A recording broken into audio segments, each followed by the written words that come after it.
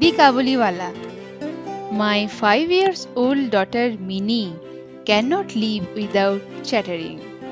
I really believe that in all her life she has not wasted a minute in silence. Her mother is often annoyed at this and would stop her prattle, but I would not. To see Minnie quiet is unnatural, and I cannot bear it long. And so my own talk with her is always lively. One morning, for instance, when I was in the middle of the 17th chapter of my new novel, my little Minnie stole into the room and putting her hand into mine, said, "Father, Ramdayal the doorkeeper calls a crow a crow. He does not know anything, does he?" Before I could explain to her the differences of language in this world, she was embarked on the full tide of another subject. "What do you think, father? Bhola says there is an elephant in the clouds blowing water out of his trunk, and that is why it rains." And then, darting off anew, while I sat, still making ready some reply to this last question, "Father, what relation is mother to you?" With a grave face, I contrived to say, "Go and play with Bhola, Mini. I am busy." The window of my room overlooks the road. The child had seated herself at my feet near my table and was playing softly, drumming on her knees. I was hard at work on my 17th chapter, where Pratap Singh, the hero, had just caught Kanchanlata, the heroine, in his arms and was about to escape with her by the third story window of the castle. When all of a sudden Minnie left her play and ran to the window and crying, "Oh Kabuliwala, Kabuliwala!" Sure enough, in the street below was a Kabuliwala passing slowly along. He wore the loose, soiled clothing with a tall turban.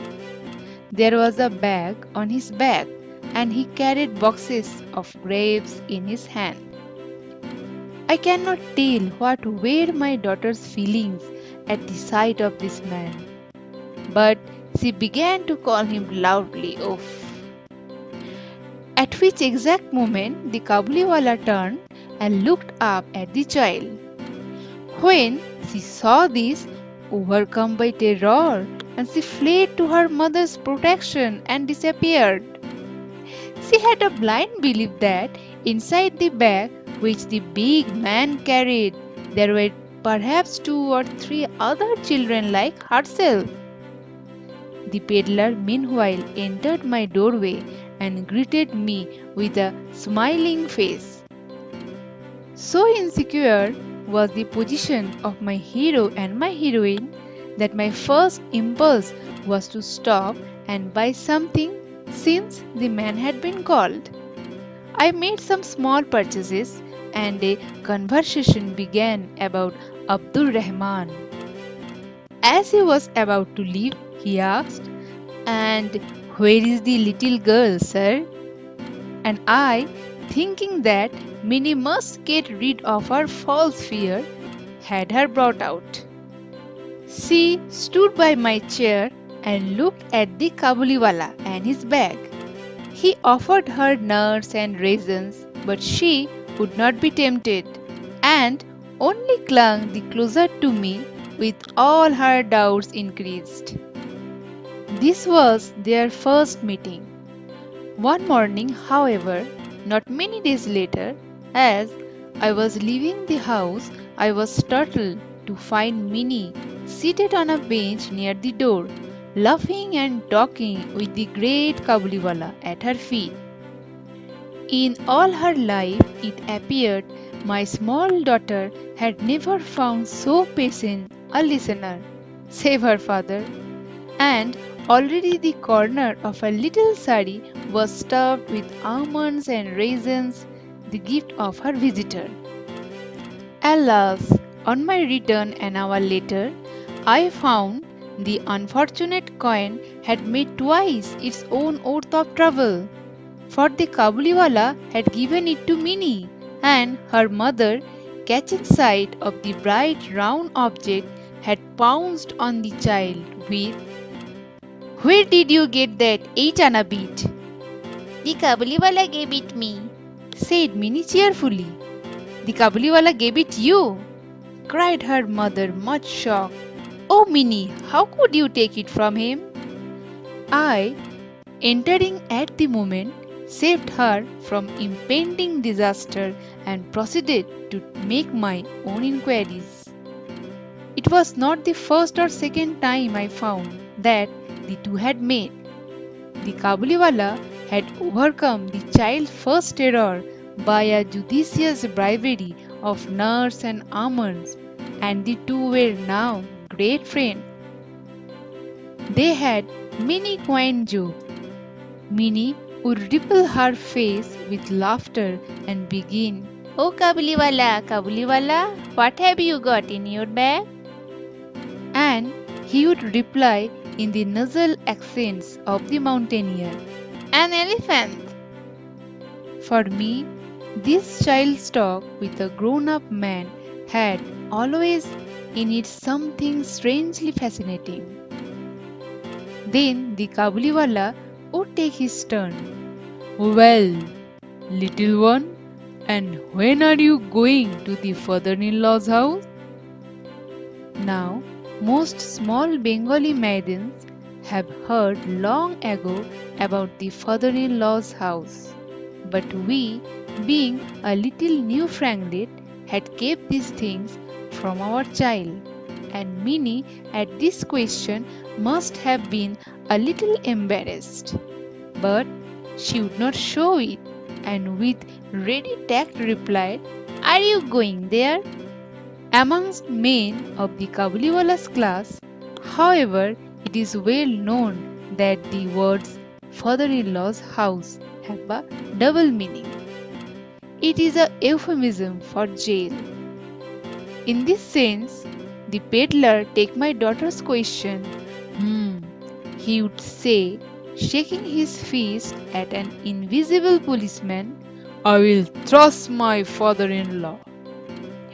Hearing this and picturing the poor discomfited relative, Minnie would go off into peals of laughter, in which her formidable friend would join. These were autumn mornings, the very time of year when kings of old went forth to conquest, and I, never stirring from my little corner in Calcutta, would let my mind wander over the whole world.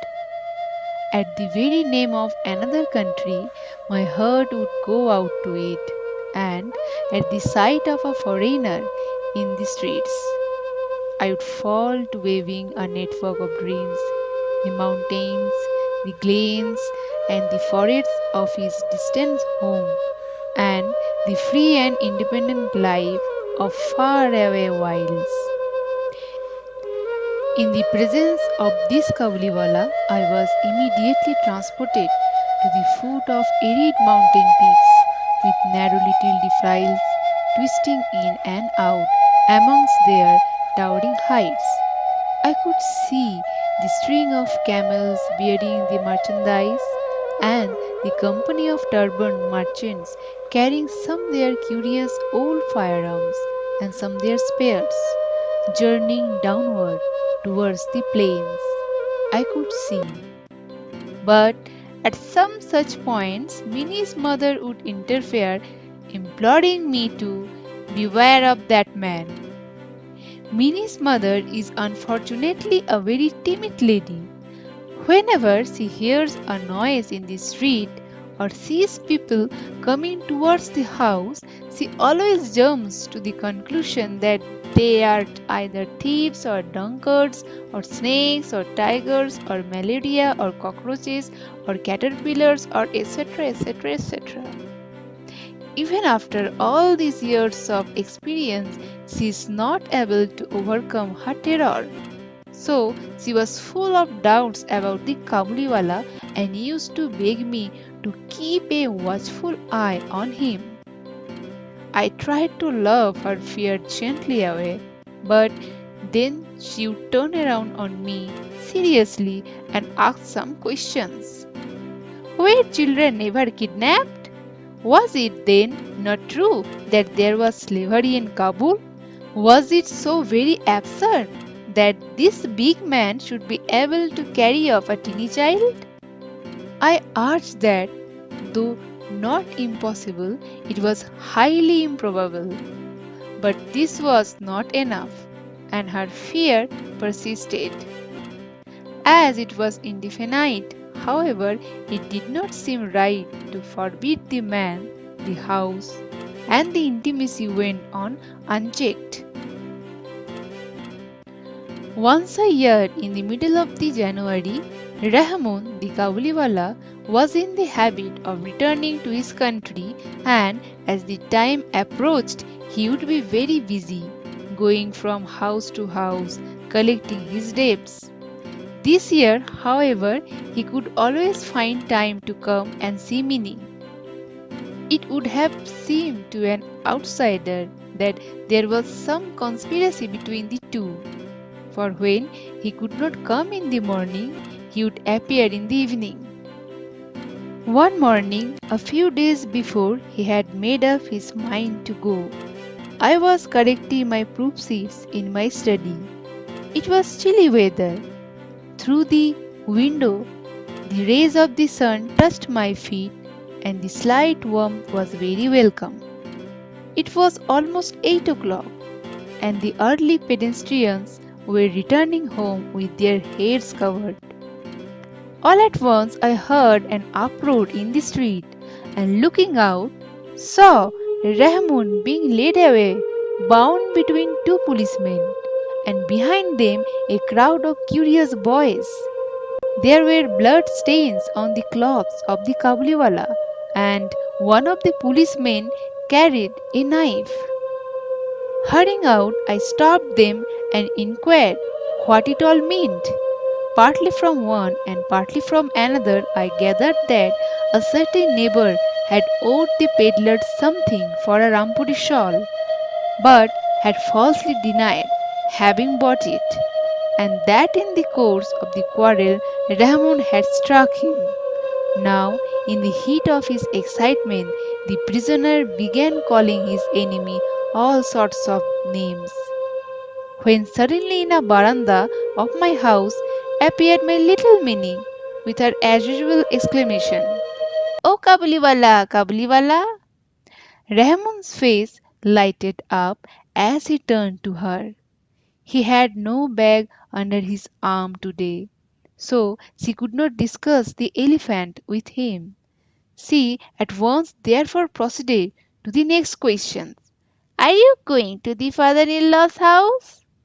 Rahman laughed and said, "Just where I am going, little one." Then, seeing that the reply did not amuse the child, he held up his fretted hands. He said, "I would have thrust that old father-in-law, but my hands are bound." On a charge of murderous assault, Rahman was sentenced to some years' jail. Time passed away and he was not remembered. The accustomed work in the accustomed place was ours, and the thought of the once free mountaineer spending his years in prison seldom or never occurred to us. Even my light-hearted Minnie, I am ashamed to say, forgot her old friend. New companions filled her life. As she grew older, she spent more of her time with girls. Years had passed away. It was once more autumn, and we had made arrangements for our Minnie's marriage. It was to take place during the Puja holidays. With Durga returning to Kailas, the light of our home also was a depart to her husband's house and leave her father's in the shadow. The morning was bright. After the rains, there was a sense of ablution in the air, and the sun rays looked like pure gold, so bright were they that they gave a beautiful radiance even to the walls of our Calcutta lanes. Since early dawn that day the wedding pipes had been sounding, and at each beat my own heart throbbed. The wail of the tune Bhairavi seemed to intensify my pain at the approaching separation. My Minnie was to be married that night. From early morning noise and bustle had pervaded the house. In the courtyard, the canopy had to be slung on its bamboo poles. The chandeliers, with their tinkling sound, must be hung in each room and veranda. There was no end of hurry and excitement. I was sitting in my study looking through the accounts when someone entered, saluting respectfully, and stood before me. It was Rahman the Kabuliwala. At first, I did not recognize him. He had no back, nor the long hair, nor the same vigor that he used to have. But he smiled, and I knew him again. When did you come, Rahman? I asked him. Last evening, he said. I was released from jail. The words struck harsh upon my ears.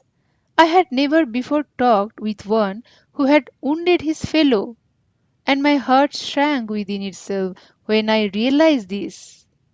For I felt that the day would have been better had he not turned up.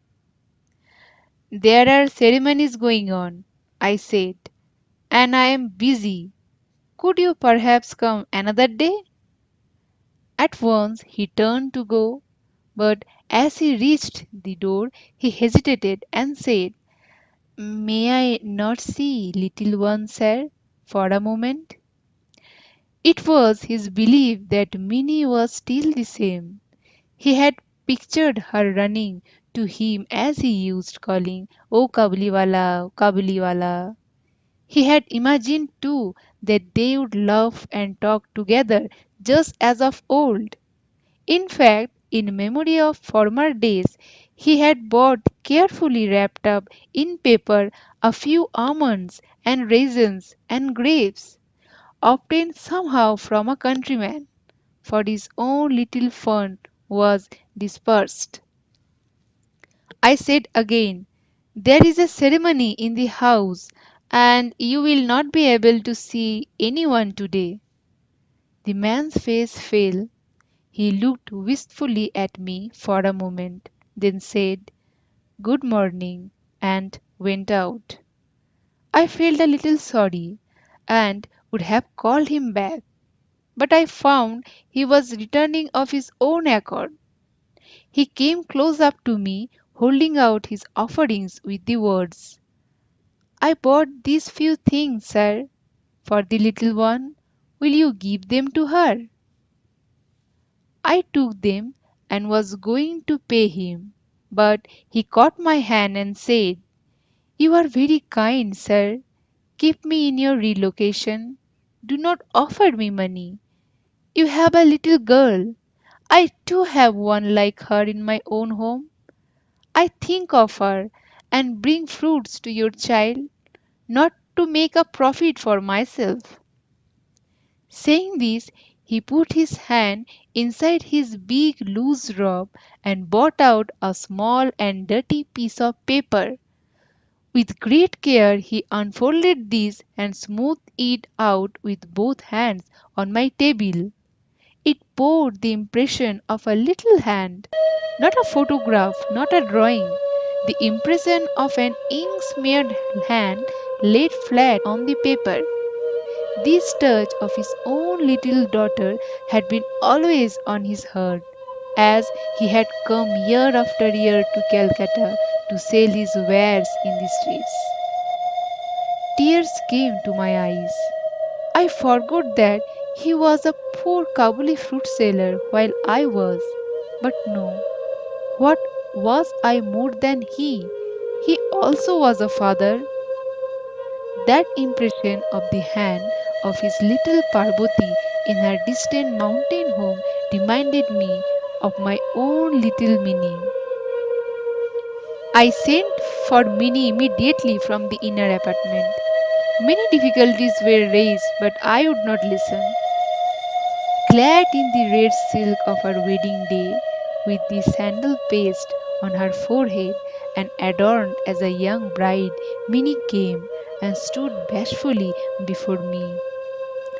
The Kabuliwala looked a little staggered at the appearance. He could not revive their old friendship. At last he smiled and said, "Little one, are you going to your father in law's house?" But Minnie now understood the meaning of the word father in law, and she could not reply to him as of old. She flushed up at the question and stood before him with her bright like face turned down. I remembered the day when the Kabuliwala and my Minnie had first met, and I felt sad. When she had gone, Rahman heaved a deep sigh and sat down on the floor. The idea had suddenly come to him that his own daughter too must have grown in this long time, and that he would have to make friends with her anew. Assuredly, he would not find her as he used to know her.